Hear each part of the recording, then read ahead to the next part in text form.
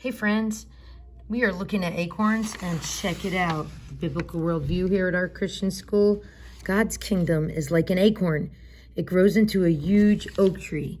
So we're looking at acorns, what God created. We actually looked at a Van Gogh, still life, Monet, and a Mrs. Smith, your art teacher, and we drew acorns looking at these real acorns that my students all collected. All right, so it's fall, happy fall. We're now going to look at that Bible verse. What does that mean that the kingdom of heaven is like an acorn? Well, acorn is like a teeny little nut, it goes on to say, if you read the whole Bible verse. And even though this nut is really small, the verse says, it grows into a huge oak tree. And then that oak tree is so big that eagle's nest, if you read this whole passage about it in Matthew chapter 13. So we discussed, how is God's kingdom like an acorn?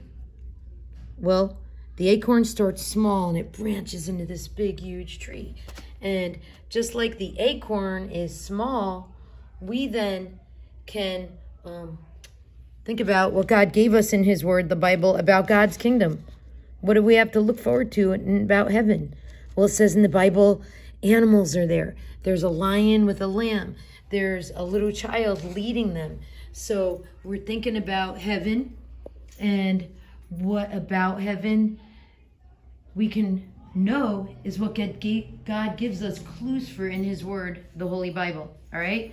So we've been looking at heaven verses about God's animals and how the animals will be there with you. So we know that about heaven. We also know it says we'll meet him in the air. So that means we're going to ascend.